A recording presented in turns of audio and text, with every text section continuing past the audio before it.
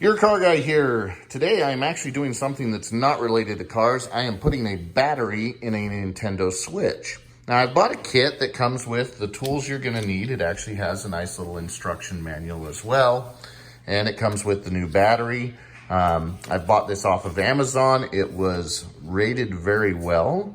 So we'll go through this. And the reason we're changing the battery is that the battery life has just gotten very, very short on this, and that happens with batteries. So it's time to put a new rechargeable battery in it.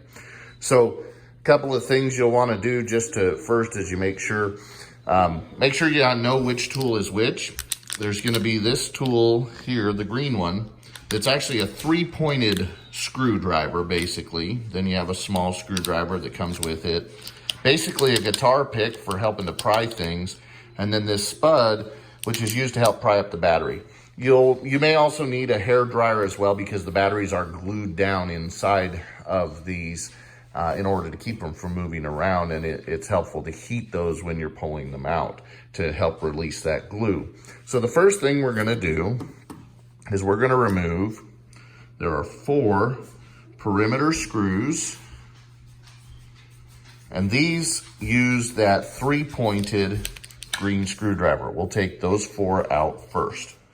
With our 4 perimeter screws removed, we're gonna lift the kickstand up to expose, and I'm gonna try to lift it up. My big fat fingers don't get under there very well. There is a single Phillips screw right here, and we're gonna have to take our micro SD card out in order to access that. So we'll remove that, and then we'll take out this single screw. Next, we're gonna remove the 2 Phillips screws that are on either side of the charging port. Okay, after those are out, we're gonna remove the single Phillips screw on the top of the switch. Next, we are gonna pull the center screw. If you look at the left and the right, where the Joy-Con connectors slide in. So the center one, you'll count there's 5 total on each side. Once you've removed the center screw on each side, you can then separate the case, and you'll see it just pulling up there. And we can take our case off and set it aside.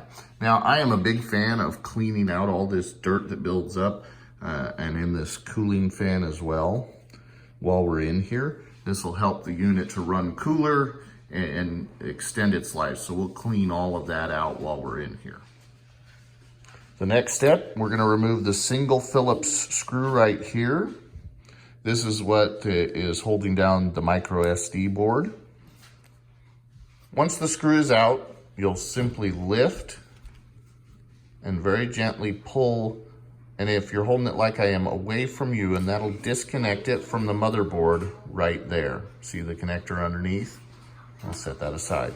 Next, we're gonna take out the screws that mount this cover.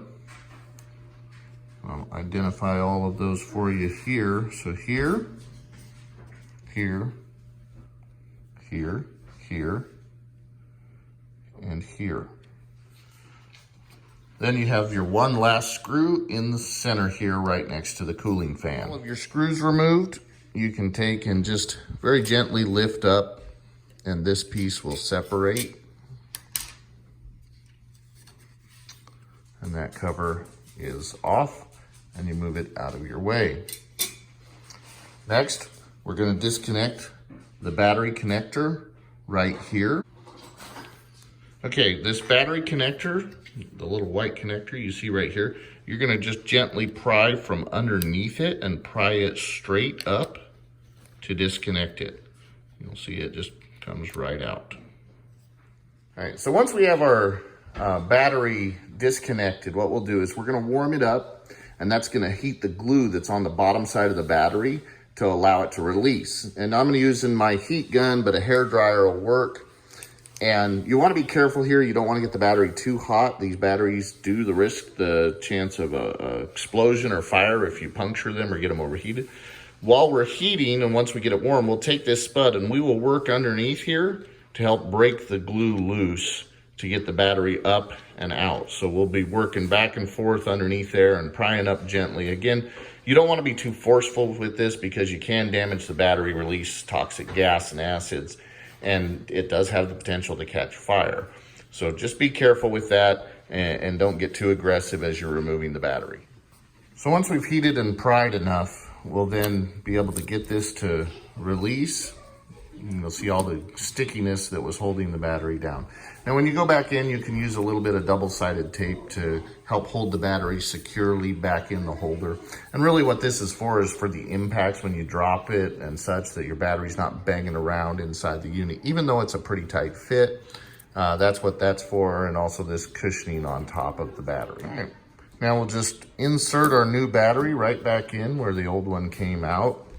I'm pressing it down to let it seal up. You're going to reattach this connector by simply folding it down over, aligning it onto that black piece, and then pressing it in.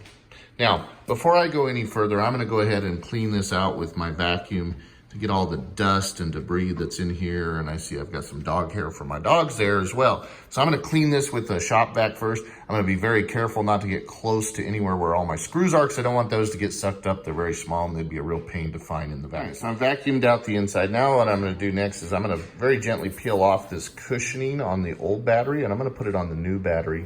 That way it just gives it a good tight fit in there. So I was able to get that cushioning material off the old battery and onto the new one, and that'll help keep everything tight. So the next step I'm going to do is I'm going to take and reinstall this cover, and we'll put all the screws back in it. So remember, we'll have the screws right here around the perimeter, the one in the center, the two on the top.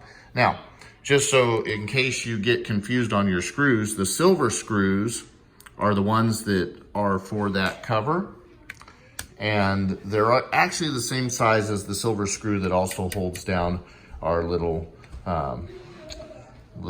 memory card bracket there as well. So all of the silver screws, same size, you can't mix them up. Cover screws are reinstalled. Next, we're going to put our micro SD card holder in place. So we'll want to get this tab down in, and we're going to press it in down here, and that'll reconnect the connector. And then we'll put our single screw right back there at the tip of my fingernail. Our micro SD holder in place. Next step will be to put the cover on. I'm going to clean all this dust out of it before I put it on. Something to note, I'm going to dry clean this, meaning I'm going to use a paper towel and maybe the vacuum, but I won't use any water. If there's any dampness when you put this together, A, it can affect the electronics, but B, it will actually collect more dust. So keeping it dry is helpful to keep it from collecting more dust. That looks better cleaned up. So now we'll take, and I'm going to set the end that's furthest away from me in first. It's all going to set down nice. Now we can start reinstalling our screws. We'll start with the center one in each side where the Joy-Con connects. Now, there are differences in these screws, the black screws, that hold everything together.